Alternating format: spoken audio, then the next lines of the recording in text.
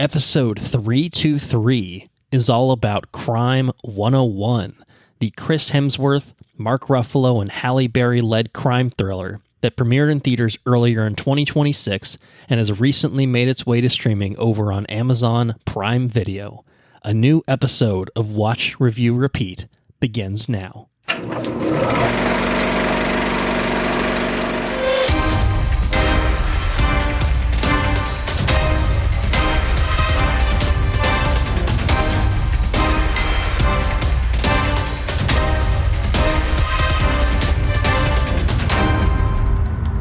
Welcome to Watch, Review, Repeat. This is the podcast where two best friends discuss the latest in film and television and then do it all over again the following episode. My name is Colton Brown, and joining me is Andrew Meadows. Here we are. It's time to steal some shit. Like some of our listeners' time with a new episode. Oh, excellent plug. Oh, yeah, that's right. Or maybe some of their money if they wanted to listen to a different bonus episode on Jason and the Argonauts, which is streaming exclusively on Patreon right now. So, it's on the airways. I mean, I don't know if it's in the ether. I don't know if it's considered stealing if they're buying something and they give us our money and then we give them something in return. I think that's just like a transaction, but you could do it.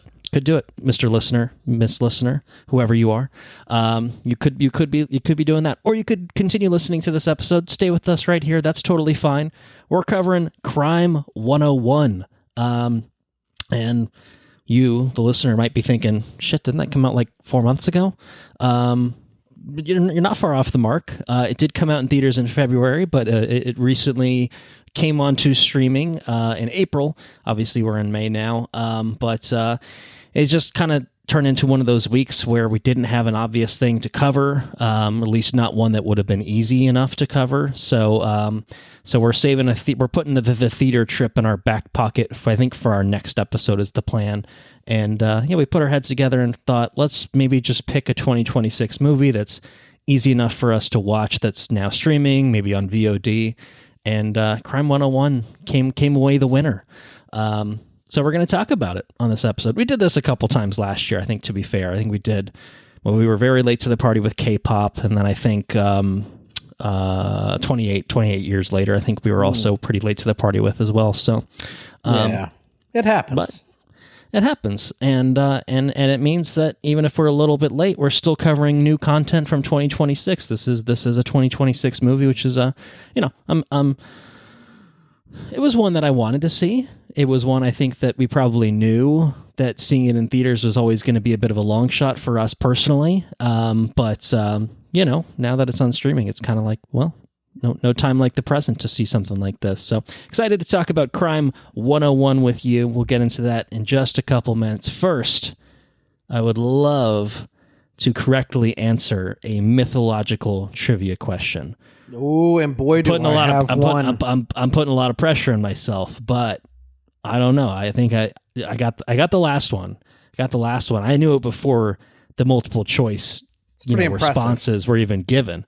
So let's see if I'm in a groove. We'll find out. What do you got for me?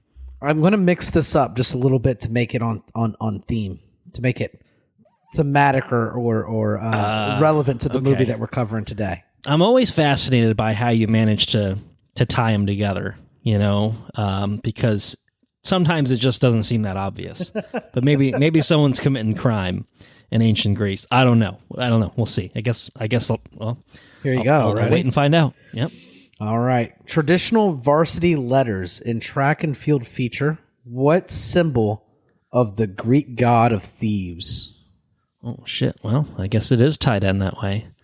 What symbol of the Greek god of thieves? Oh, are you ready for it? I'll give you multiple. Yeah, give me the multiple choice. I don't have this one right off the bat. A lightning bolt. Okay. A winged sandal. A snake eating itself, or a trident. I feel like I can identify all but one symbol, which to me suggests that's probably the answer that I should pick. Because I'm thinking out loud, I think the thunderbolt is Zeus. Okay. What was B? B was a winged sandal. That felt very Hermes to me. The snake eating itself, I'm not sure about, and I think the trident is very Poseidon coded. I'm gonna have to go with the snake eating itself. I think that's where I'm gonna go.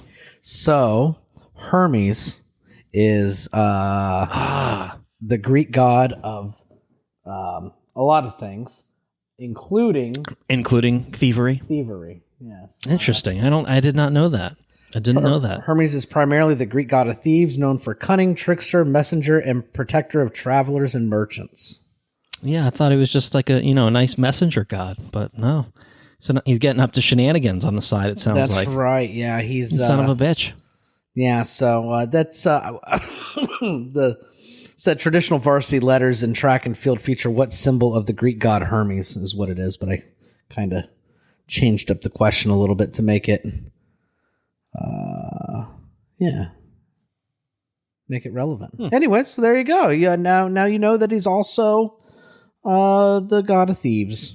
Yeah, I learned something new today. Well, there goes I don't know if it was actually a streak technically. I got the last one. I actually can't remember if I got the one before that right, but there it goes. I think I got the Jason and the Argonauts one right as a preview. I think you did. Yeah, you got that one right. For people that haven't heard that one yet, it's obviously not on the regular feed yet. Go listen to it on Patreon. I feel like you're waiting for you. I feel like you're like solid tracking for like 60%, 60-70%. Yeah, I'm doing pretty well. I'm definitely having a lot more success with this than the dad jokes. The dad jokes have been they were a real struggle. I think we got one or two out of however many, and they're fun. They're enjoyable, but I don't have the dad joke. I don't know what we're gonna do after right the now. Odyssey. We're gonna have to figure that out. Well, we still have time. Still have a couple months before it arrives in theaters. But until then, we just got to bide our time with other movies, other TV shows, other projects, such as Crime 101. And we should get into it right now. So, as I said, it did come to theaters in February 13th of this year to be particular, and then it is now on Amazon Prime Video, streaming exclusively there since April 1st. And the film was written and directed by Bart Layton, based off of the novella Crime 101 by Don Winslow. It stars Chris Hemsworth, Mark Ruffalo, Barry Keoghan, Monica Barbaro, Corey Hawkins, Jennifer Jason Leigh, Nick Nolte, and Halle Berry. When an elusive jewel thief eyes the score of a lifetime, his path intertwines with that of a disillusioned insurance broker and a relentless detective. That is Crime 101. I have a very, very small fun fact, and then we'll do a very small box office breakdown before we get into it, if that's all right with you. That sounds good. I didn't clear it with you ahead of time. Okay. Yeah. Fun fact is, I have to actually source this. When we were figuring out, like, well, what are we going to watch? I think I sent you some options, and you texted back. Let's see what you actually said. You said, let's do it. I like some Mark Ruffalo. And my fun fact is this would have been a very different movie as it was originally intended because Mark Ruffalo was not part of this original cast. Oh, really? That role of Detective Lou Lubeznik was going to be played once upon a time by a man who is in very many projects and was probably too busy to be in this movie, Pedro Pascal. So that would have been a very different movie. Very different movie, I think. And this is not jumping into my review, but it's a very Mark Ruffalo coded kind of role, I feel like, know? At least he made it its own, at the very least.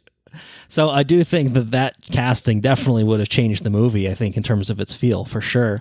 But yeah, I don't have any specific information about what led to Pascal dropping out. My guess would just be scheduling conflicts. I don't know if it was Fantastic Four, Mando and Grogu, or whatever the timing would have worked out to be, but he's Last of Us. I don't know. He's in a lot of things. He's a busy man, and was obviously too busy for this. But Mark Ruffalo, I guess, between Task and some Avengers movies, maybe the upcoming Spider-Man movie, he clearly had time to slot in a month or two for Crime 101. I feel like he went from that's how we ended up with soundstage that. A to soundstage B. Yeah, Yeah, and not too much of an acting stretch. Not too much, for old Mark Ruffalo, but that's okay. We'll get into it. In terms of the box office, obviously, it's it opened a while ago. It has not been in theaters for a very long time. We won't be recommending that you see this in theaters, and that's not anything to do with the quality of the movie. It's just purely because good luck finding a theater playing it. It didn't do super well for what it was. $90 million budget. Its total box office return was about $71 million worldwide. So even putting everything together, it still fell short of its budget, which is a pretty hefty budget. I mean, for a what movie it of this, is, but it does obviously boast a pretty talented and perhaps expensive cast. But yeah, no, it just wasn't a big audience for this. What do you think warranted the cast? Like how do you think they found the budget for this? Is it this year's? Is it this year's? Amazon? I don't know. I guess it's just Jeff Bezos' infinite coin purse can just fund whatever. I don't know. Like, you want Hemsworth in your movie? He's expensive. Yeah. Well, write the check. This is going to make gangbusters. Everyone is going to watch Chris Hemsworth, Mark Ruffalo, Barry Keoghan, and Halle Berry in a movie. There's no way. Is that just it? Is that just it? The cast will carry it, you think? Yeah, and it's like heat. It's like crime shit. It's gonna have crime in the title. People will absolutely know that it's a crime movie. I don't know. I don't know. I imagine it's some version of that. Of it's you have to pay these people, yeah, but they will put butts in seats. These are the kind of people that people will turn out for. Yeah. It just didn't work out that way. I can't remember what it opened up against. I know Wuthering Heights was around that time because this is Valentine's weekend. This is obviously probably not a prototypical Valentine's movie. But I don't know. People just didn't really show up for it. And so it has earned a box office bomb tag on the second paragraph on Wikipedia. Box office. Box office bomb. It's not a seismic bomb, not a nuclear bomb, just a regular old standard bomb. Just a loser, big loser. A bit of a loser. Yeah, I don't know. I guess we can get into it, right? We can do some non-spoilers for Crime 101. We'll still do a traditional non-spoilers recommendation, spoiler split, since it is a newer movie, even if it's not hot out the gates, obviously. Getting into the movie itself, I don't know. Why didn't you see this in theaters? Why are you part of the problem?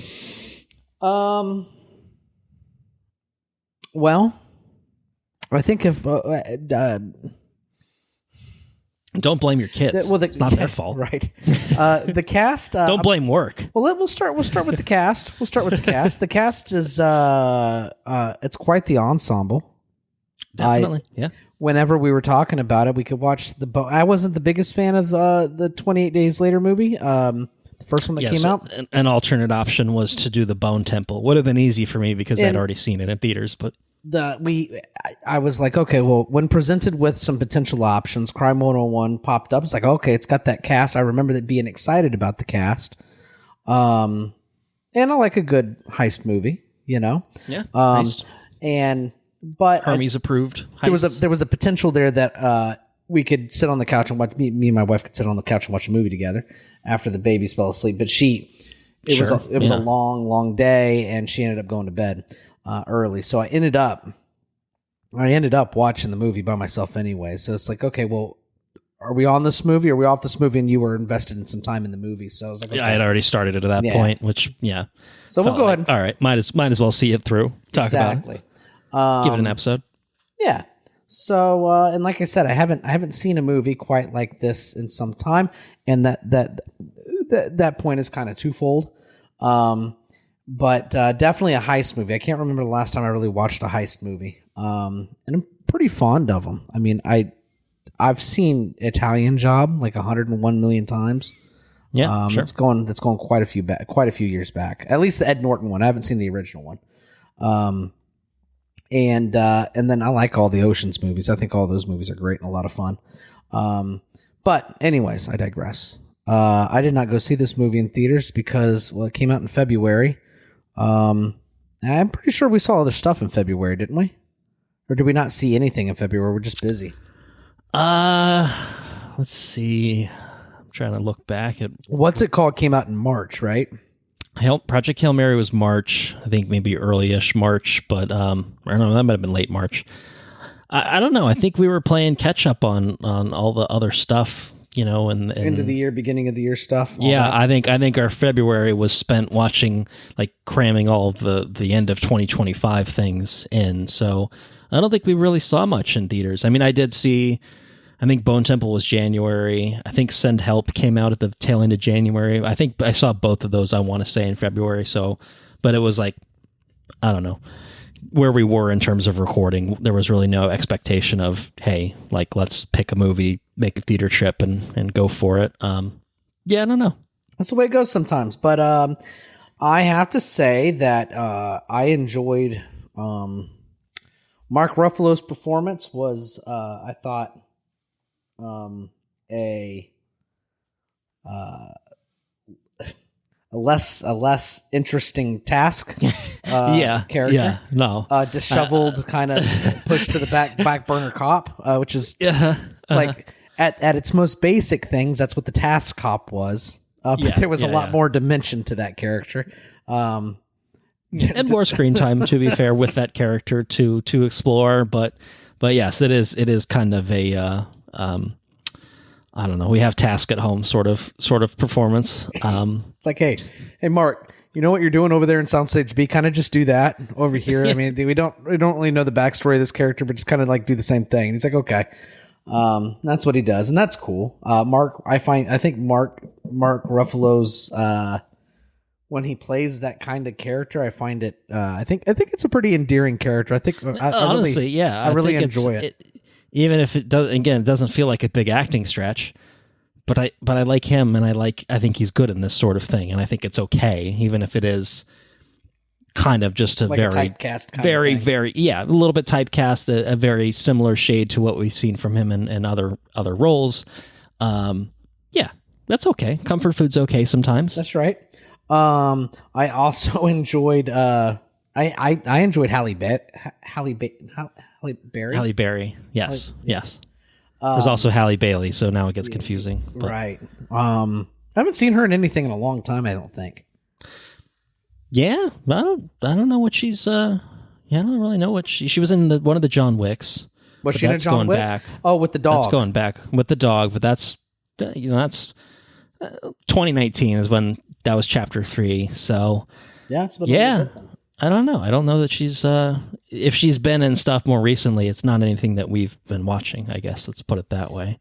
I enjoyed the dimension of her character. I thought her character was, I think probably her character definitely had the most to work with as far as depth. Okay, yeah. And then Hemsworth character was deliberately written, deliberately thin. Yeah, right. Which was, I didn't quite get it. Maybe there's more we can explore and talk about that'll help me understand the character. But for me, that character just kind of fell flat, but it felt like it was intentionally flat. So I don't know what they were going for with Hemsworth. Yeah, I see what you're saying. Yeah, we'll talk about that more, I guess, maybe in spoilers, but yeah. And so those are your 3 big players, right? I mean, you got Barry. Barry's in this. Barry's in this. He's kind of just some unhinged. Young, yeah. He's one dimensional in a chaotic sort of way, I guess. But it's interesting, these characters, even the ones that are thin, because there's times where they, this movie's 2.5 hours, right? I think a little under, 220, something like that. But yeah, these characters, they're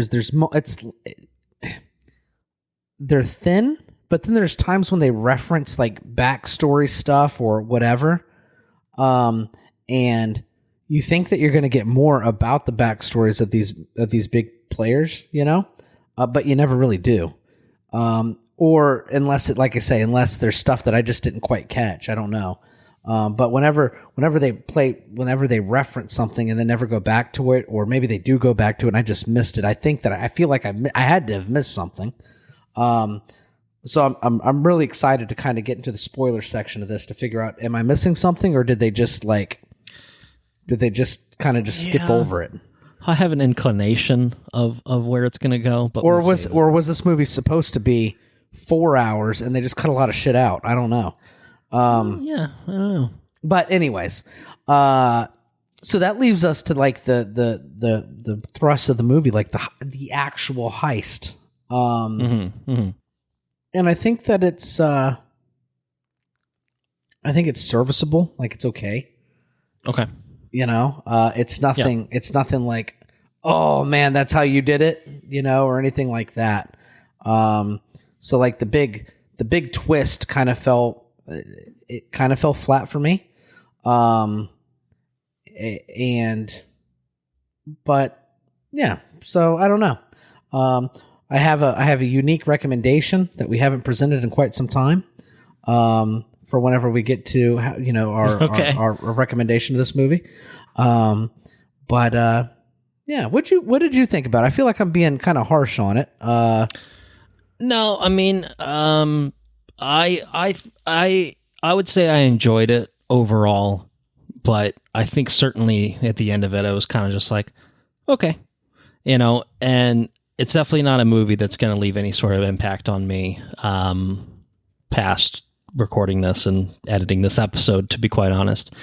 I don't know if that's being overly harsh, but it's just, it was fine. Like, I think it was slick. I think it was fair. I think it was pretty well made. I think, you know, good cast. It's shot well. Like, it's shot well, like, you know, some interesting cinematography. Like, there are things about it, you know, and like some of the, not really narration, but, you know, the way that the characters blended and, you know, and sort of were in the same scene, and kind of, you know, the way that it transitioned through these characters, like, was interesting. I think it was actually like, I think it was a very competently made movie. And I don't even think the story itself is necessarily bad, but it just kind of I felt whelmed by the end. You know what I mean? Yeah. It was like, okay, all right. You know, I wasn't mad. I wasn't disappointed. I just didn't really feel anything. And I do think that there's definitely a disconnect of, who am I supposed to care about? Who am I supposed to be rooting for? You know, you know, it's like kind of a movie where, like, kind of paints the brush of kind of, you know, the cops are a little corrupt and shitty, and it's like, okay, yeah, you know, sure, that's obviously not outlandish. Hemsworth, you know, like, trying to get a read on his thing, like, I don't know, you know, and again, stuff will get into spoilers, and I don't want to just keep dancing around everything, but I don't know, it's a little bit surface level on a lot of it, and it's kind of weird that it is when it's as long as it is, you know, for a 2+ hour movie. I feel like there should be more that we're pulling out of it, and I don't know if this is something that should have been a 90-minute thriller where it's really tight, you know? Yeah. Or if it should have been a 4-hour miniseries, you know, where you have an hour, you know, and you have more time with these people. I don't know if another 2 hours gets you there. I really don't know. Like, I just, there's just not quite enough there. So it ends up feeling like a sort of, like, I don't regret my time. I enjoyed it, but I don't know that this film offered me anything that stood out in any sort of real way, or that makes it feel like it's elevated the genre, or that, you know what I mean? Yeah, like, it yeah, just definitely. it just seems to be kind of another entry in this sort of thing. And not a bad one, but like just a serviceable one. I think you use serviceable as a word, you know, and it's like, yeah, I mean, that's kind of what it is, you know. I like Ruffalo, good Ruffalo performance in here. Hemsworth, I actually think I think he's fighting his Australian accent most of the time, and noticeably so, I would say. It's a bit Sam Worthington-esque in that regard. And hey, fair play. I could not convincingly do an Australian accent. Can we not make him Australian? Like, why? Yeah, he doesn't need to be, really, you know. I don't know. It's tough because some actors are just fucking chameleons and can, like, just, you know, switch into American no problem. You don't even question it. Like even someone like Cumberbatch, you can kind of tell is British, but like his American accent is not bad, even if he is just kind of like doing like this sort of gruff voice. Right. Tom Holland is pretty seamless. I don't think you'd really know. Like a lot of actors are pretty good at doing American accents. Hemsworth, I don't think he had it. I don't think he quite had it right, and it's a little distracting because it's like part of his character is this sort of aloof, mysterious thing, but also, is he supposed to be an Australian pretending to be an American? No, I don't think so. If he was, then that would have been a twist, and that would have been like, oh, that makes a lot more sense. He's just a really good actor. He's really good at doing a sort of shitty American accent. I don't know. It's like a quibble, you get used to it, but it's kind of just like, I don't know. It's some of it just doesn't, it's just not quite there. I don't know. It's like I said, slick, stylish, but there's just better movies of this type. And, I don't know. We can get a recommendation. I don't really know what else there is to say for non-spoilers. I know there's more to say in spoilers and recommendation. You have a unique recommendation. I'm curious about that. So yeah. This is a pinnacle. Like, this is right at home. I feel like perfect hotel movie. Okay. All right. I wondered if it was going there.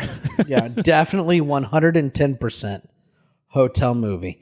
At any given point, every character that you see, there's no like pretext to the character. So anytime you catch them on screen, that's all you really need to know.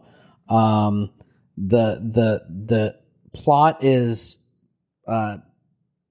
so like simple and like, yeah, there's no, and like even for a heisty thing, there's not a lot of twists and turns. No. It's pretty straight up. I'm stealing this. These are the people that I catch it 30 minutes in. You're fine. You'll pick it right up. Right. So, yeah, for sure. I think perfect cable network television movie or hotel movie. You can even do airplane movie, but I think you could probably do better on an airplane, like, because usually you have more options and you're actually focused on the thing from takeoff. This is 100. It's not even a, I forget. We talked about it with the Stranger Things, the Netflix thing of, being made in a way that you can be on your phone and then you're hearing the shit being repeated. Yeah. It's not even that. I don't even think it's that. I wouldn't describe it that way, but I also do think it's kind of one of those things where like you could be on your phone for 5 minutes, be like, wait, what? And then like look up and be like, I don't care. And like you're not going to miss anything. You don't have to pause it between bathroom breaks. No, yeah. Which, other than maybe like the last 5 minutes of it, where it does, I guess, a couple different things, like it's just not that kind of movie. It's just not, I don't know. You think for things that are heisty and capers and stuff, like there's some sort of complexity, and it's really not that at all. Right. It's pretty straightforward. It's pretty straight up, so yeah. Sorry, I didn't mean to. No, you're okay. I agree with you. Let's put it that way. In terms of recommendation, I think you're right on point. Well, there you have it, folks. We watched a hotel movie, and I haven't. We busted out the hotel movie. I haven't watched a hotel movie in a while, so that's cool. And it's not even like a criticism. I mean, it is a criticism. I take that back, but it's not a. But is it really? I mean, in a time I guess when there's so much content being made, it feels kind of it feels different to watch such a two-dimensional thing. Yeah. I mean, but again, like it's okay. It's entertaining. Like, and it's entertaining. It's stylish. Like there are things that could have made this movie worse and could have made, like, even though it is 2 hours and 20 minutes or whatever, I didn't really feel like, I mean, I also watched it over 2 nights. Maybe that helped, but it didn't feel like it dragged a lot for me. It just kind of felt like, how did you have that much runtime and yet this is what came out? Like that's kind of like what was that time used on? Was it on the camera flipping upside down and shit? Like I don't know. Like I don't know exactly. Cool. It was cool, and I'm just wondering where the runtime went, because it really wasn't. It was pretty long. Yeah, I don't know. Too many car chases. I don't know. I didn't feel like. It's weird because I didn't feel bored by it. I didn't feel, you know, I didn't really feel anything really overly negative toward it. I just kind of felt like kind of nothing about it. And then when it's over, you're just exactly what you said. Okay. And maybe that's why you texted me, you know, last night to be like, you want to watch this one? I don't know if you had started at that point. No, I had not. No. Okay. All right. So I didn't know if you had like gone in like 30 minutes. You're like, I'll be honest. It was one of those deals where, okay, I know I'm going to be watching whatever we're watching by myself, and I'm fine with watching the second 28 Days Later movie. Yeah. You know what I mean? The audience of one, you can throw that on there. No problem. Yeah. And I'll be honest with you, there's I feel like I've missed out on like, well, I guess if you include that, three horror movies that I was, this year. And usually I gobble all that stuff up. Yeah. So, I would have watched the other one too, even though I didn't care for that first one. I'm interested enough to finish it out. You know what I mean? Well, if you do watch it at some point on your own volition, and then we need a week where we can slot it in, or we just throw it in catching up, whatever. You know, I would still say it's worth checking out. It's not my recommendation as a complete aside from Crime 101 is I do think the Bone Temple is worth a stream. I think even if you didn't really jive with the first 28 Years Later, I think the Bone Temple has its own feel to it that sets it apart for sure. I think it's worth a watch, and it's also under 2 hours, so you would have been in bed sooner. So I guess sorry for not throwing you a bone there at the Bone Temple. I'm just gonna co-sign the hotel movie recommendation. I don't really think there's, you know, I mean, at this point, obviously the question is, do you need to like stream it? And I think there's no harm in doing it if you have Prime. I guess you might have to watch this with ads if you aren't paying for the ad-free stuff, which could be annoying. That might be a reason enough. Oof, I couldn't imagine. I mean, I guess if you're watching a hotel, you have commercials, which is, I don't know. That's true. I don't know if that's quite the same, but yeah, I don't know. It's there's enough there. I think that people will generally enjoy this. I think this is the kind of movie that I generally like and generally enjoy. Like, it's a genre and you know, type of thematic content that I definitely tend to like. But this is just not a standout in that genre. But that's okay, right? Because not everything has to be, right? You could watch the last hour in a hotel and you'd probably have just as good a time as I did watching this whole movie, as Andrew did watching this whole movie. Yes. So yeah, I think that's the way to go. I'm gonna agree. Why don't we do full spoilers for Crime 101? Get into things a little bit more, at least. Figure out what's Chris Hemsworth's deal. Yeah, what is his deal? Do you have he's a foster child. I know this. I don't know. I do think it's a very intentional thing to not give you as an audience, like, because it's a whole thing where it's baked into this sort of relationship that he builds with Monica Barbara's character. And I definitely have to say, when he first met her, that I thought it was part of some sort of scheme that he was doing. Right. I agree. Like, I thought that, you know, that she was working for someone that he was going to rob or something. I thought it was going to... It didn't. It was not that at all. It was just this random woman that crashed into him and was just like... Which was supposed to be some sort of like love interest, I guess, to like... Okay, well, humanize him, maybe, you know, to give him personality, because his whole thing about, you know, being the jewel thief is he doesn't leave a trace.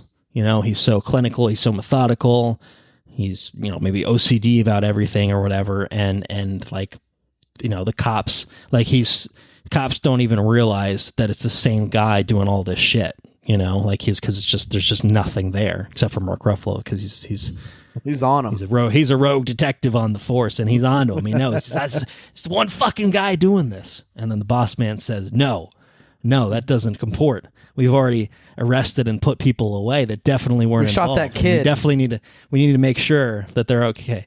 So, yeah, I don't know. I think the relationship itself was an attempt to humanize Mike / James, I think is the character's name. Again, character barely has a name. He's Chris Hemsworth, but like socially aloof and distant Chris Hemsworth.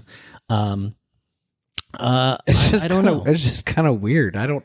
Well, I think the problem is you as an audience member don't get enough of what this guy's fucking deal is, and I think it makes sense that contextually he's not opening up to this love interest because obviously he's doing a whole bunch of illegal shit, and at any moment's notice he might need to get the fuck out of town and never see her again. So it's kind of like a weird position to be in of, well, obviously I crave human connection, but I can't have it open up too much because, it puts myself at risk. It maybe puts her at risk. There's a litany of reasons why that could certainly be a problem. But I think, again, as an audience member, we don't know anything about this fucking guy. Like, it's okay to start the movie with the slick, cool thing, but there's never anything that builds other than him trying to start a relationship. Like, that's the only thing that we get as an audience to be like, what makes this guy fucking tick? Like, I love money or whatever, like that's kind of what we get. And I think that to me, come to the end of this movie, and Detective Mark Ruffalo says, all right, you get out of here. I mean, obviously, like, he's like, game recognized game sort of thing, but it just kind of felt... That felt kind of weird too, because am I supposed to care about Hemsworth's character? Like, I think he's cool, and like clearly the main attraction for Maya, for Monica Barbara's character is like, this dude's fucking sexy, and I'm like, all right, for sure. You know what I mean? I get it. Like, he looks like Chris Hemsworth. I get it. But like otherwise, in terms of anything else, like this dude doesn't share any information about you. He's weird. He doesn't ask you about you. Like, why the fuck are you dating this guy? You know what I mean? Like, I mean, I guess maybe that happens all the time or whatever in the real world, but I don't know. It's kind of just like, this guy is so nothing, but like very intentionally nothing. Like, he is so guarded. He will not tell you anything about himself. I don't know. I just kind of felt like we needed to have something. We as an audience needed to see something about him that made us feel like, yeah, I mean, more than just the Robin Hood of it all, right? Fuck the rich. They don't need their shit. Like it's all insured. He's not even Robin Hood because he's not giving it back to the poor. It's just I'm just taking their money. Right. But then what are you doing with it? I don't know. Buying cars, I guess. Nice cars. Well, yeah. I mean, because that's the only asset. That's the only thing he has. He has a nice watch, and he's got suits. He's got the cars. The 300s. Fucking Chrysler pieces of shit. Don't buy those. I don't mean to insult anybody. That was bad. If you have a Chrysler, I'm sorry. Are you saying all Chryslers are bad? Is that your flat policy, or that particular model? It's pretty much a flat policy there. Just avoid those. Fair enough. I don't have one. I won't question. But I will tell you though, he beats the shit out of them, and they keep I mean, he doesn't have any issues, so. I may be wrong. So that's highly unrealistic, is what you're saying. 0 out of 10. Those things would have been up in smoke. Definitely. Definitely. One little ding. Yeah, I don't know. I kind of realize I'm just rambling, but I don't know. It just feels like I think there is the missing piece, but I don't think you missed anything. If that answers your question from however many minutes ago. So the big one for me. The big one for me was what's his face's character? Ruffalo? No, the unhinged one. Oh yeah. Barry Keoghan. So Barry's character. So he's crazy. Oh, he's crazy. There we go, on silent. At one point, the I guess the guy that sells the diamonds, the older guy. Yeah, Nick Nolte. Yeah. He meets up with him. Hemsworth is getting weary because he got shot at in the opening heist, and so he's like, oh, this guy's losing his nerve. Yeah. And comes Barry, who's cool as a cucumber. Let's get this guy involved. Yeah. And so Barry gets here and he's like, you're not your dad. But I don't know if you've got the stomach to do what he did, blah, blah, blah, blah. I was like, okay, so we're gonna end up figuring out this guy's backstory. And then He had no backstory, right? It's not like I missed that he's when just I crazy. went to the bathroom. Honestly, I completely forgot that was part of the conversation when he's first introduced. Because after that, he's just insane. His character is insane. He's just insane. crazy. He's just crazy. He's just crazy. You know, like I'm just gonna fuck everyone up in my way. You know, or whatever. And then what else happened? Then I'll get shot and killed, and well, that's the end of my story. That'll be that. I'll be that. I'm the Crime 101 robber because Mark Ruffalo is gonna paint a certain picture for the police and everyone. Yeah, and then he told Mark Ruffalo told that guy, "You're gonna fucking fall in line because they're gonna be start looking at you and you're all importing all these diamonds and shit, blah blah blah, and tax invasion." The guy's like, "Oh fuck." It's just everything's just kind of just like fucking one note in this movie. It's yeah. I think especially the last bit kind of just felt like, I guess, yeah. If you say so, you know, I didn't totally buy. Like, I get that Ruffalo's character is obviously sick of the bureaucracy. You know, his boss man is, you know, telling him to fall in line. And his partner's an ass. You know, well, the one cop fucking shoots the kid, and then he had a gun. You know, and then his partner, you know, who he thinks maybe he can trust, goes with the story of he had a gun, he pulled it, he was ready to shoot the cop. So I kind of get from like one, like I get it in a way of like he's on his own. You know, like he's going rogue in the way that like I'm gonna be the jeweler guy. I'm gonna get on that airplane and replace him. I'm gonna be in the back of the car when Hemsworth picks him up. Yeah, you know? Lone Ranger. That's, you know, I kind of get all of that. You know, he's Ruffaloing about or whatever, and it's all just kind of like okay, all right. But I think the particulars of how it kind of plays out at the end, because it is kind of just like this. All right, you know, I got you. You know, I figured it out. I got you, you know, with Hemsworth. Like, I got you, you son of a bitch. And then Barry comes in, and then that turns into a whole thing. But then just kind of the turn, I guess, of, yeah, you killed that guy. He probably would have killed me. I'm just going to let that one go. And I think that something about you compels me. Like, I don't know if it's just that, like, I'm impressed that it took me so much effort to find you, except that, like, you know, once I actually, well, I mean, I guess the only way he really found him was that speck of blood that they got the DNA back on. Yeah, otherwise they wouldn't have had anything. Why is his DNA in the system? If he's such a great criminal, he probably shouldn't have that in the, you know, data banks that police would have access to. But I don't know. I don't know. It just kind of felt like, why is he letting him go? Why? You know? Yeah. Why did he give that lady the diamonds? Like, I get that he's right. And then why is he then turning around and like, yeah, I'm going to, you know, eat the rich too and take these diamonds, give them to Halle Berry. And it's like, you know, in some ways it's like, okay, cool. Chris Hemsworth gets to get away. I don't really care that much about him. You know, like I didn't know how I wanted the movie to end for his character, but I feel like it's because I didn't feel strongly enough to have a viewpoint. Oh, like every other character.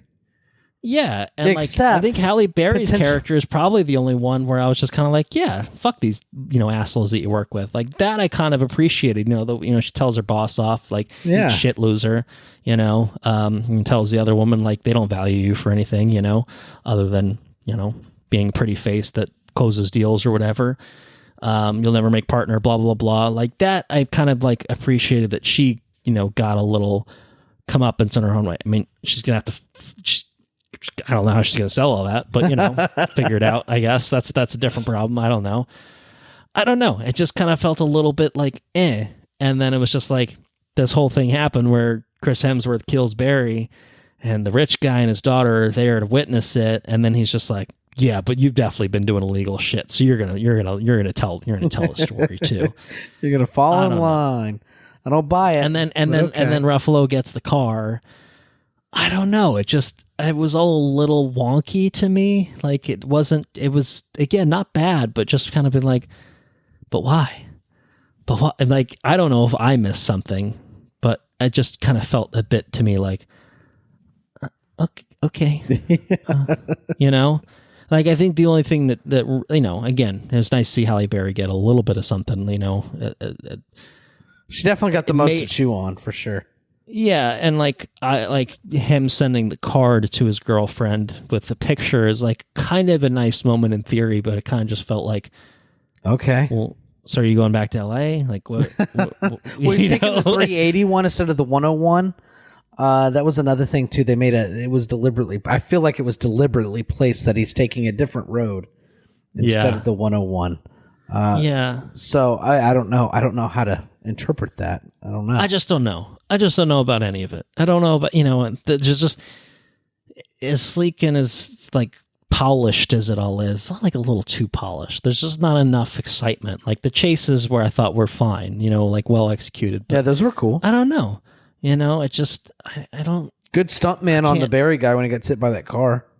Yeah, for sure. I don't know. It's hard for me to pinpoint what it is that makes it feel a little flatter, without being like completely flat, but just in the most hotel movie nothing sort of way, like I don't know what it is. It's polished. I mean, it's a well-made movie. I feel like it's just right. I guess that's what it is. Poorly like that written. Kind of masks the nothingness of everything else. I don't know, and I don't know if it's the novella itself is a novella. It's a short story, not literally a short story, but a shorter story. That intentionally has characters as a little bit more one note because that's just kind of what it is. Just a little drop in the bucket. Of these characters and their lives. I don't know. So I don't know. I can tell you that. I don't know. I mean, I think that sending this to theaters, I can say this obviously authoritatively because it is a bomb and it didn't make its money back. I do think sending this movie to the theaters was a mistake. Yeah. In a world of streaming and everything else, you can't. In a world of streaming, and I am very much someone, obviously, that is a huge proponent of movie theaters and a huge proponent of things going to theaters.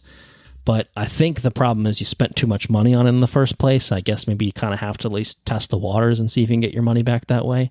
There's no reason this movie should be $90 million. Like that's crazy. This is a $40 to $50 million movie. Like maybe, you know what I mean? Yeah.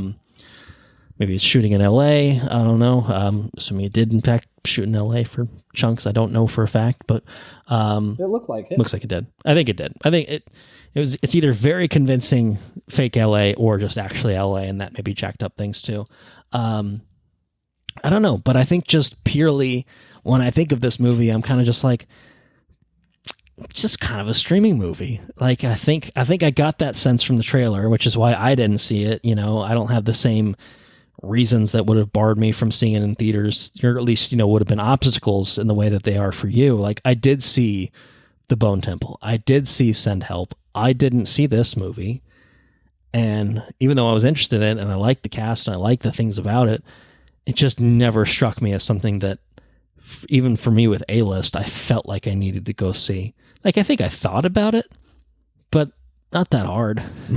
It's kind of like, it's 2 hours and 20 minutes, so 3 hours when you throw in the fucking previews. Like thought crossed your mind, but not.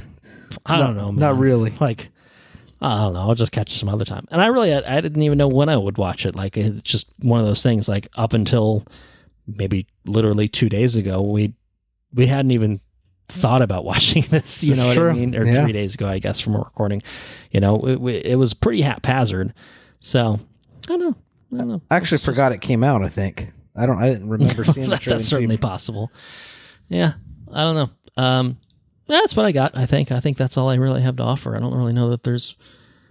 I don't know if you have anything else for spoilers. I'm not sure that. Yeah, I mean, we got Chris Hemsworth, the guy that's. Like I said, the intentionally two-dimensional character, and then let's put him in a relationship so we kind of humanize him a little bit. Sort of, like not really. Not really. He's still very guarded. Actually, very. Yeah, it makes me. It confirms this character's. I don't know.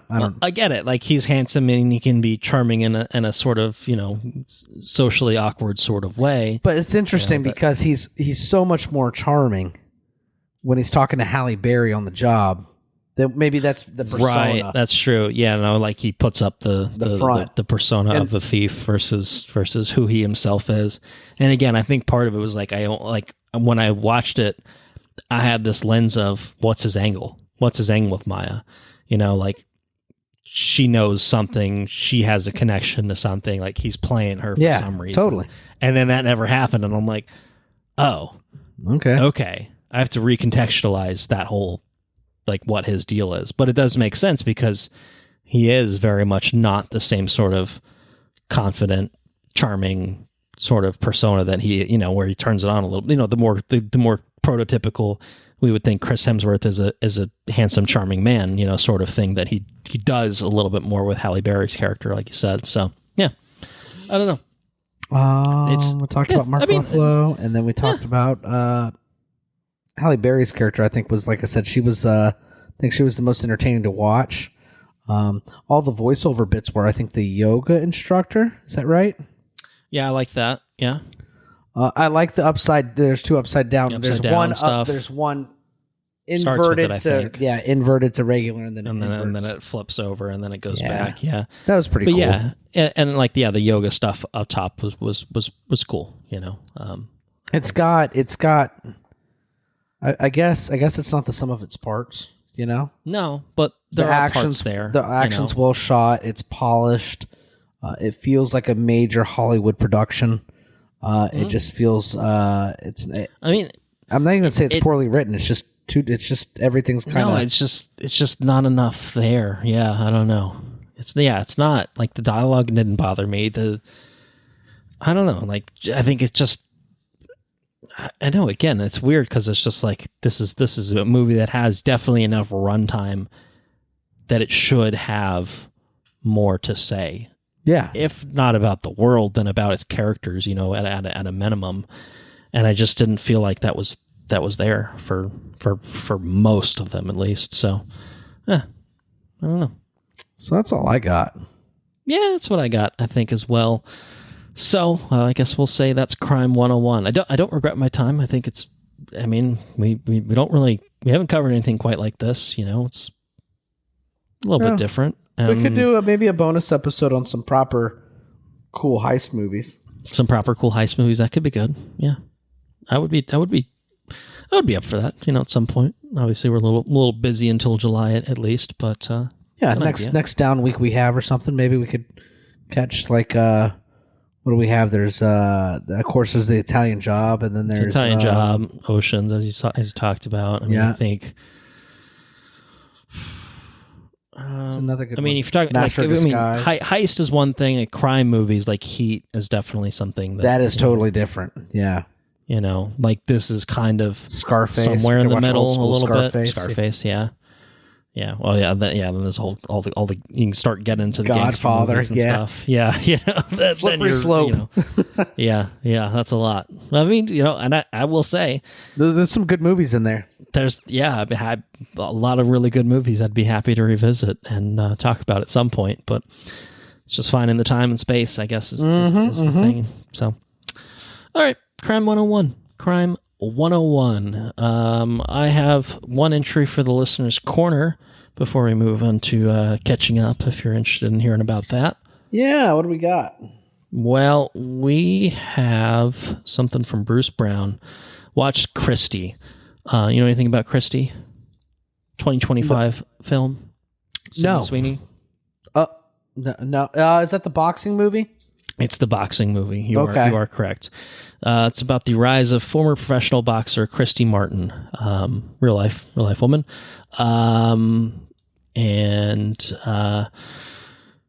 This movie came out last year. It landed with a thud in terms of box office. Also considered a box office bomb, so it's a cousin of Crime 101 in that respect. But it had one. This is not. I will give Bruce's review obviously in a second. $1.3 million in its opening weekend. One of the top 12 worst openings for a new release that opened over 2,000 screens, and it also dropped 92% in its second weekend, which is not good. Anyway.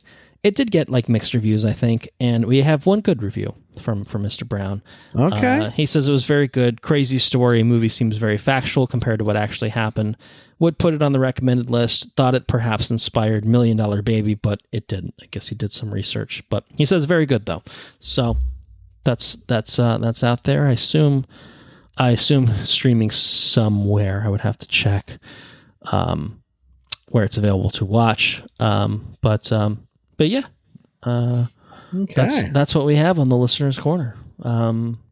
Thank you for the contribution. Yeah.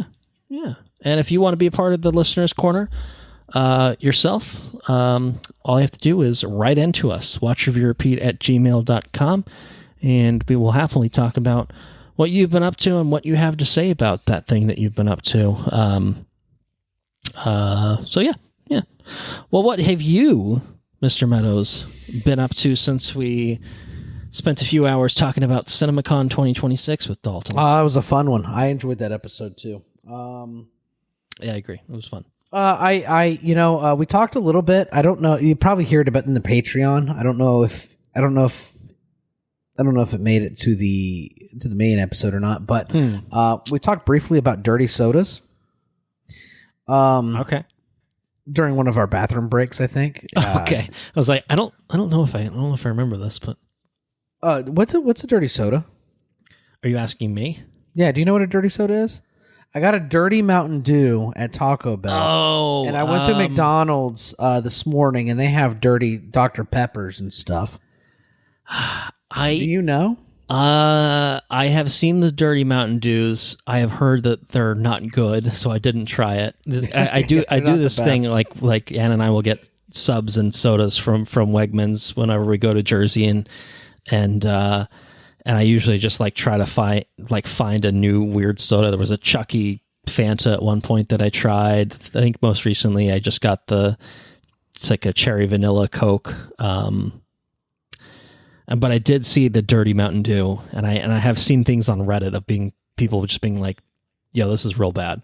I had it. I think it's like Mountain Dew and cream soda sort of thing, isn't that? Isn't that roughly what it is? Is it just mixing it? Is that all? I don't know if it's just mixing. I don't know exactly. It's got white shit in it. I'm not quite sure. You tell me your feelings about it, and I will look it up and tell you more. It was just very sweet. Is what I noticed. I didn't try I got coffee this morning. I didn't try the Dr. Pepper, but it was there on the menu. And so your brother said that the dirty sodas are potentially making their way to theaters because it's a new craze. And so, like I said, I didn't know if I had one. I had that dirty Mountain Dew, and it was just a very, very sweet purple Mountain Dew. And I normally don't drink a whole lot of soda. So all the sodas seem super, super sweet to me. But anyways, I digress. What have I been up to? I don't know what the dirty Dr. Pepper is. I was trying to figure that out. Sorry, before we move on. The dirty Mountain Dew is definitely a cream soda addition to Mountain Dew. I don't know what the ratio is or anything like that, but it's definitely cream soda and citrus is kind of the idea. The dirty Dr. Pepper, I think, might be a McDonald's exclusive thing. Okay. Which apparently has maybe a creamy cold foam. Does that cold foam? Right? Does that seem right? You didn't try the McDonald's one, right? No, I did not try the McDonald's one. No, I just saw that they had dirty sodas as well. Yeah, I don't know. I don't know what's going on with that. Mistakenly meets a touch of vanilla flavor in the dirty Dr. Pepper. It's a fan favorite topped with chilled cold foam. Okay. Yeah, I don't know if it's just regular Dr. Pepper with cold foam. I don't know. That's bizarre sounding, but I don't know. I didn't even know that one existed. That one's new to me. You have to give it a shot, I guess. I'll have to give it a shot. Well, I'll let you do it. You take the plunge. Report back. What have I been up to?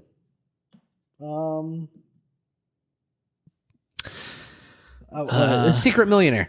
We finished Secret Millionaire. Okay. Yep. It was pretty good. We enjoyed that. And I really think that's really about it.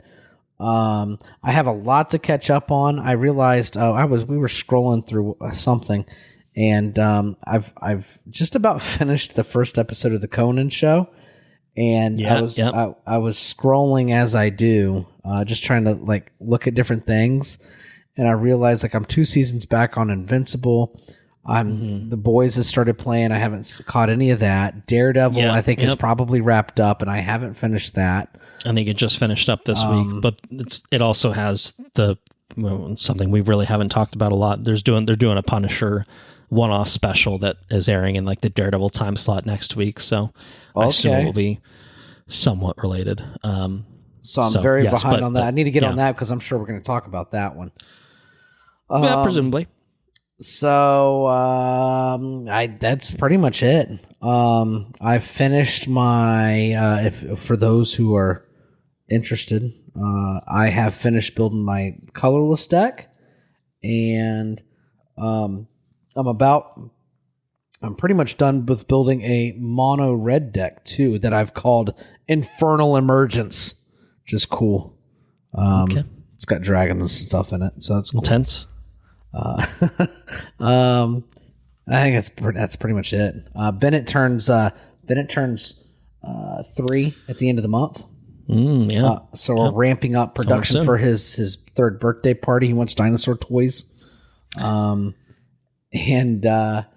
that's fun. We've got that to look forward to. Well, yeah, he's really at the age now where he's going to have opinions and feelings about his birthday party, right? So yeah. He says, Daddy. I'm like, what? He said, my birthday coming up. I'm like, yeah, it is, buddy. I said, what do you want? He says, dinosaur toys. Well, I mean, the good news is he definitely doesn't already have any. So whatever he gets, I'm sure he'll be thrilled with. Yeah, right. So that's fun. We've been spending a little bit more time on the water. I went fishing this past weekend. I caught some speckled sea trout. That's cool, fun. Okay. That's pretty much it. That's all we got.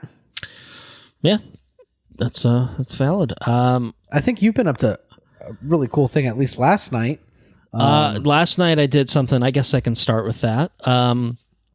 Yesterday, leading up to last night, Anna and I took a trip up to the Big Apple, New York City, and her birthday's in a week. So this was the day that worked better, but it was basically a birthday present is to take a day trip to New York. We did a few things, but the big thing that we did and why we really wanted to go was to see Daniel Radcliffe in a one-man show called Every Brilliant Thing. One-man show?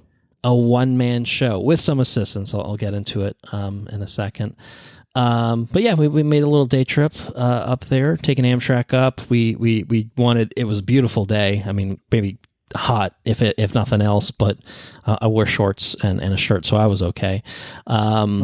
We did a lot of we explored. We went down to Washington Square Park and then walked around Chelsea a little bit, which was an area of Manhattan that I'd never been to.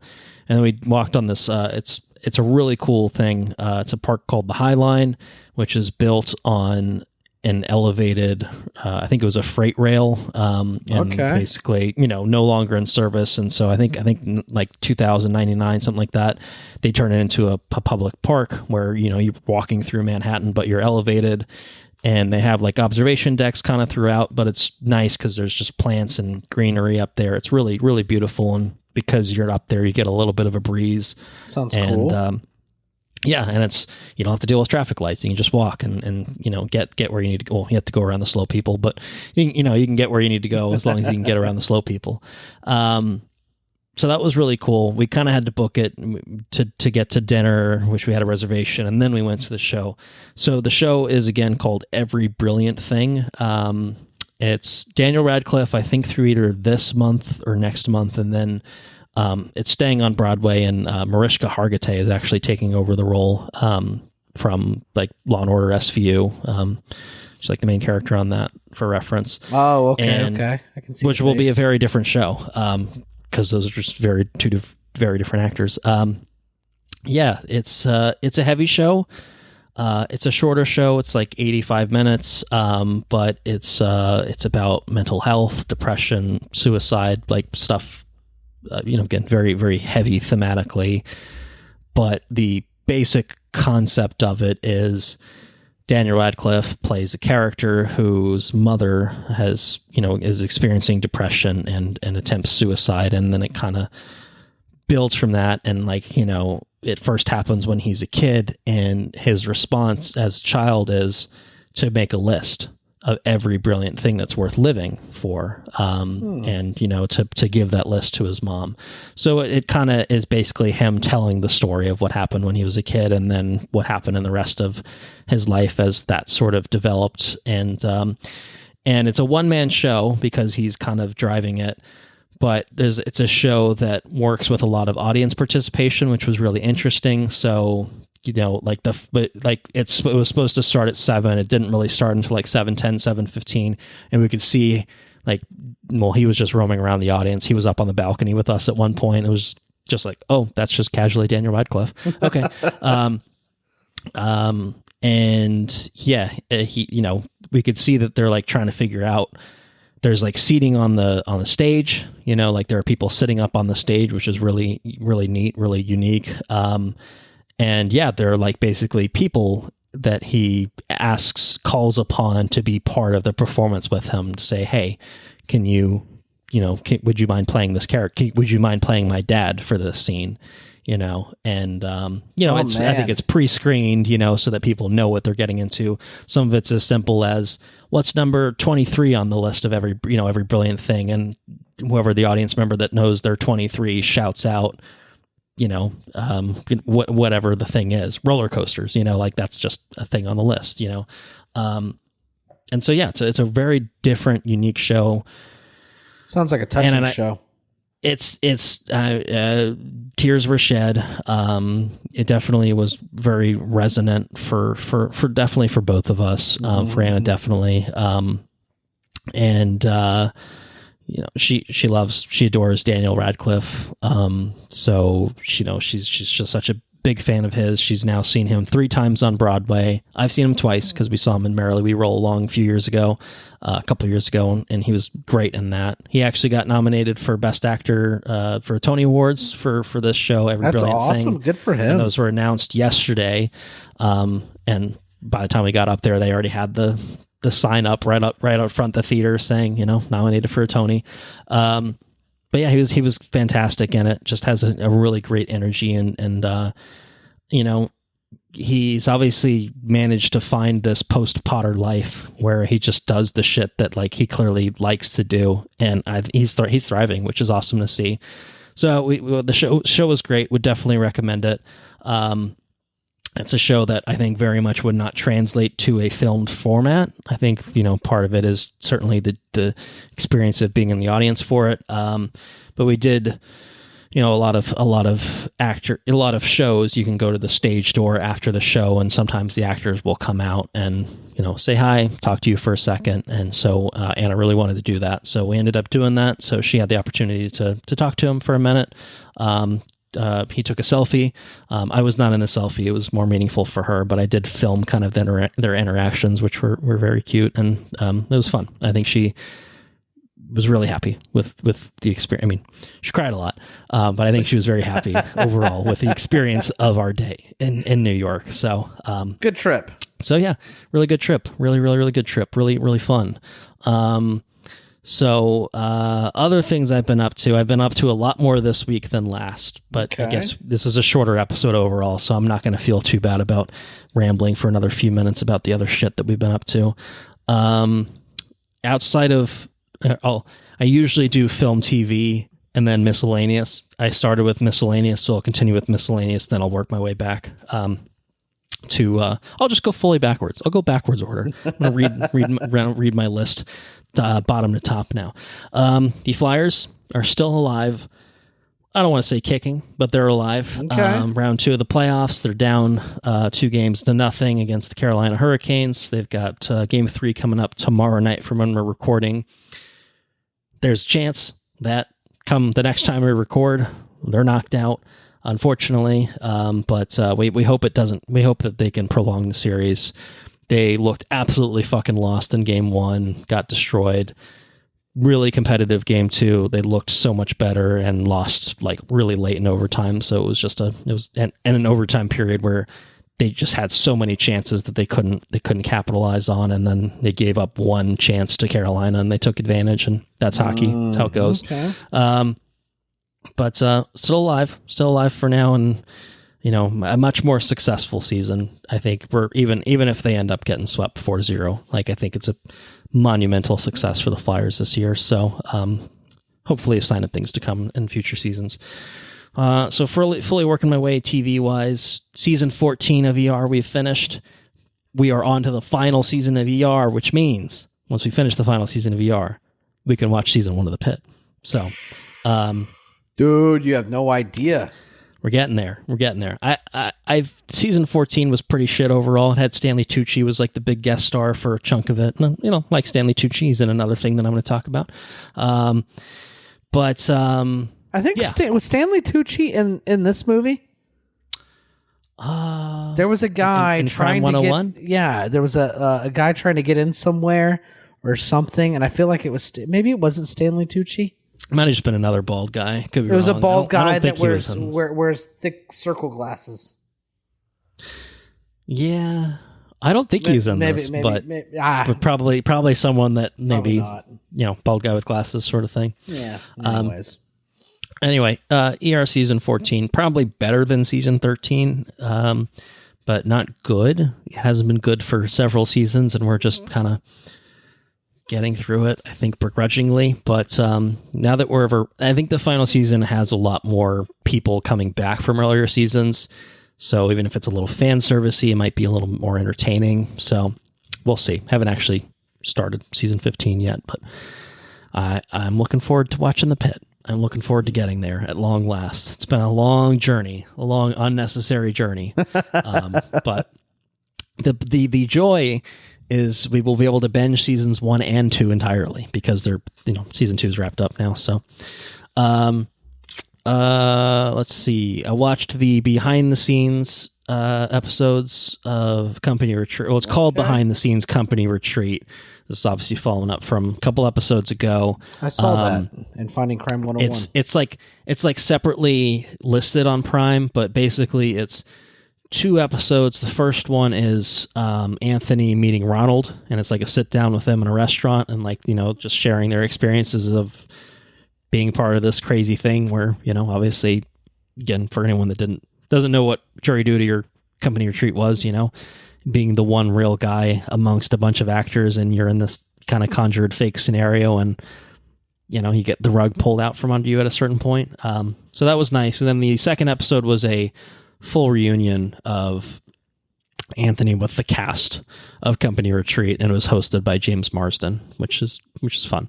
So both those were really enjoyable. I also bring it up to say, I think we talked about it very, very briefly at the end of the last episode, like almost kind of as a last minute thing, that Amazon had smartly put out Rockin' Grandma's branded hot sauces. Have you tried it yet?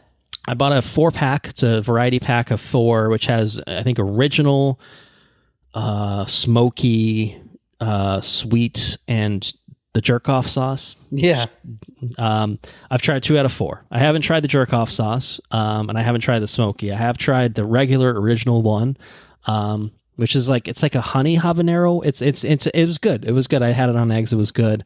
The sweet sauce is pretty good. It's I think pineapple and mango base. It's sweet, but it does have a little tinge of heat there. We did it on pineapple, like grilled pineapple BLT sliders, and it was really good. So yeah. So I gotta try the jerk off sauce and the smoky sauce next. But they're waiting for me. But yeah, no, it was fun. I liked them. And Anna liked the sweet sauce too. So yeah. Finally, in reverse order, we have seen, Anna and I, not Andrew and I, Anna and I saw the big new release of the past weekend, The Devil Wears Prada 2. Ooh. We did rewatch the first one as well. So I think I had only seen the first one once a few years back when I watched it with Anna, which is probably documented on the podcast somewhere. I'd have to fact check when that would have been, but a few years, because there's definitely good chunks of it I didn't really fully remember. But yeah, we watched it Friday, I think, and then we saw the second one in theaters on Saturday. We saw it in Dolby. We didn't really, it was just one of those things like, might as well. Yeah. Which was good overall, except Michael was playing in the IMAX. Michael was playing in the IMAX next. And so, like, when the concert scenes were happening, it was like a fucking rave happening to our left. Like, boom, boom, boom, boom. Because you couldn't hear anything, but just the bass was just fucking pounding. These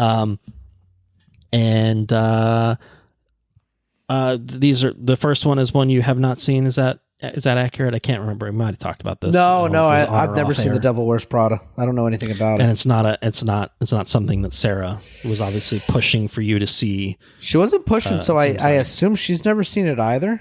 Yeah, I think it's like the first one has a really big cult following. So I think if you would have known. Is my speculation. Like, you would have known. Who's the guy? Who's the guy that plays in that movie with the circle glasses? The bald guy with the circle glasses. Well, that's Stanley Tucci. So to tie into the Stanley Tucci of it all, Stanley Tucci is in the Devil Wears Prada. I'm going to tell you that I think Stanley Tucci. I'm going to look it up while we're talking. He's in Crime 101. I think he played a little cameo. It's possible. I don't know. Uncredited, perhaps. But you can look into it. So this one has Stanley Tucci, Anne Hathaway, of course, in one of her many movies that she's going to be in 2026. We missed Mother Mary already, but we've got a few more chances to see her on the big screen. Obviously, The Odyssey, I'm pretty confident we'll be seeing. I think the first one is quite fun. It's iconic. It's like feminist messaging, but like about fashion and stuff like that. It's like not like the movie that like I would ordinarily like think like, oh, this is tailor-made for me. It's not. But I think it's quite good, and I think it's got some really iconic performances in it from Anne Hathaway, Meryl Streep particularly. This is the first one, or the first one, yeah, just as a starting off point. First one's good. It's on Disney Plus now too, so it's easily watched. It's good. I would definitely recommend it. Emily Blunt is great in it too. Young Emily Blunt. I would recommend it. It's very fun. It's very watchable, very enjoyable film, very quotable film. Really quite good. And he said has kind of taken on this big following. We saw the second one. It was a very busy theater. I think mostly women, probably not terribly surprising. And it's always a tough thing, I think, because it's like, it's 20 years later.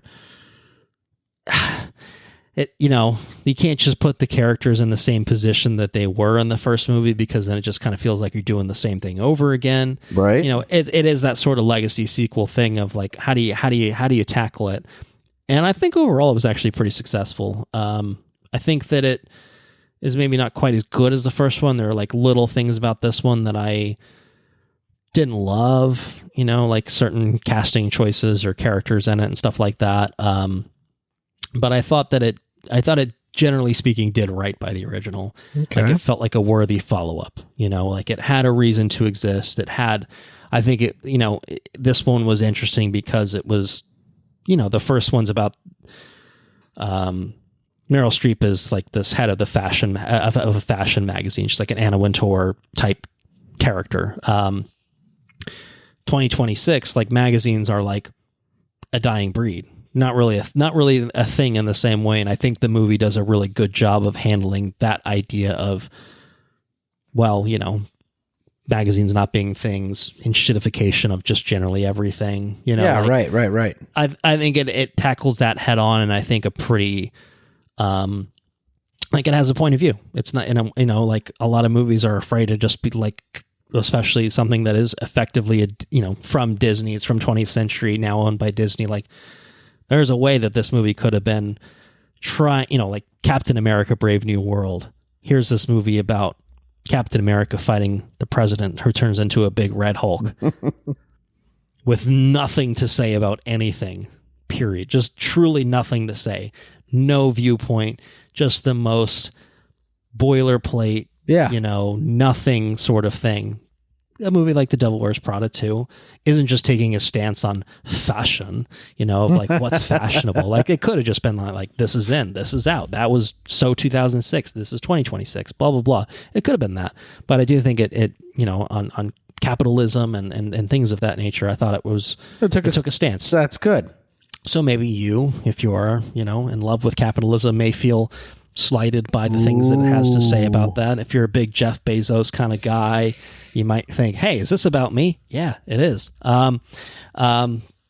That's cool. Yeah. So, but no, I think that it was smart to kind of have that, made it feel real and not just like a 20-year later cash in, like a reason for it to exist. So, I would recommend The Devil Wears Prada 1 and 2. I guess collectively, I would say that they're both worth it. I think they will stand well next to each other. Okay. So, checking my list. That's it. That's my list. That's what I have. Longer list, like I said, than last episode, but we're still. That's good. You're staying busy. We're still doing pretty well here. Yeah, we walked 10 miles yesterday. I'm so fucked. My feet are killing me. I think Anna said her hip's killing her. So That's so funny. Sarah had me download this app called. What the hell is this app called? And feel free, listeners, you can add me as a friend on StepUp. So Sarah's been like logging her steps every day. Okay. Yeah. Today I managed to move my body 1,996 steps, which is not a lot of steps. It's pretty pitiful, actually. Didn't move a whole lot today. I feel like I guess you're relatively sedentary at work. Is that? Well, no. I mean, I'm not going around a lot, or I tell everybody it's because I don't have my phone in my pocket all the time. Oh, well, yeah. If it's not tracking anything, then yeah. I mean, that actually could be not just an excuse, but a legitimate reason. That makes sense. Yeah. Especially because your phone's like big, So when I get to work, I unload my pockets at my desk, and I don't usually put my phone in it. But Sarah walked 10,000 steps today, which is pretty impressive, and that's her goal every day. She'll pace around the house until she hits that. So good for her. And her dad has been crushing it. I'm talking 15 to 20,000 steps a day. Dude is just a machine. Anyways, I'm way far behind. And like I said, feel free to add me, hold me accountable for my steps, because I need to be moving my ass a little bit more than what I do. Yeah, I'm just checking this is just from Apple. It's not from the app, but 7,770 today, but 20,483 yesterday is 20,000 20,000 steps. And 20,000 steps, maybe it's doable if you consistently do 20,000, but when you just do it kind of out of nowhere, it takes a toll. Fucking hurts. So funny. Anyways. Yeah. All right. Well, that's that. And I think that's that. Thank you all for listening. If you enjoyed what you heard, spread the word. We're on I feel like I just made that a natural transition. And I'm like looking at it, I'm like, it's really not that natural of a transition. And yet, if you enjoy what you heard, spread the word to your friends. There we go. The internet. Post about it on Reddit. I don't know, man. Spread the word. Tell people. So that they can listen too. Yeah.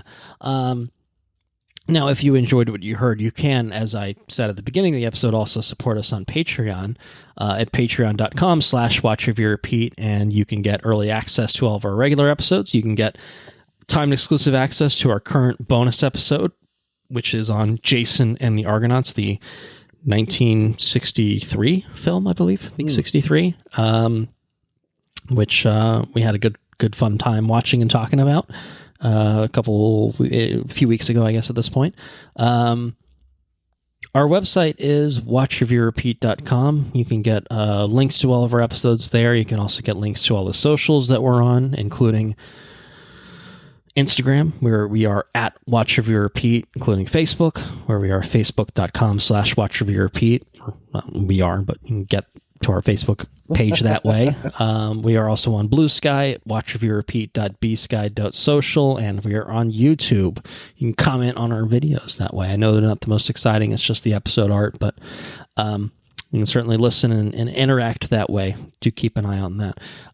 Alternatively, as I said when we finished up the Listener's Corner, you can email us directly, watchreviewrepeat@gmail.com. If you have any questions, comments, suggestions, anything, you've got something to say, send it our way.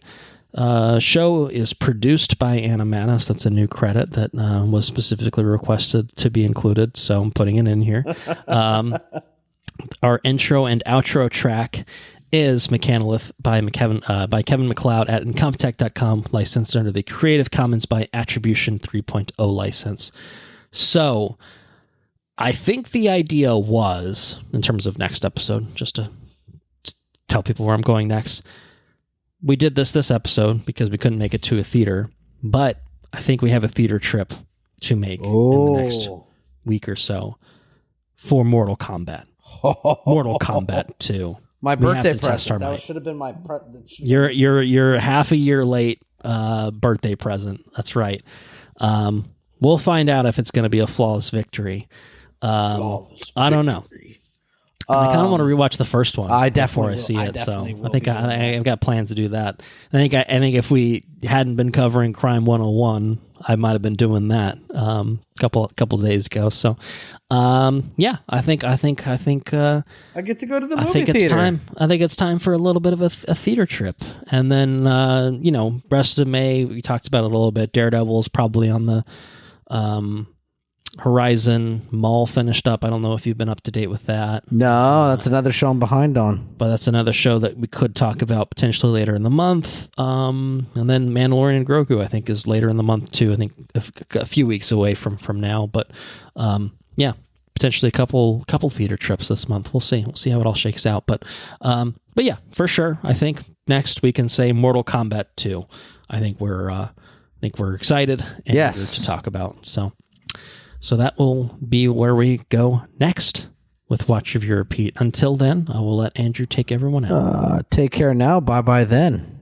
Laters on the Menjay.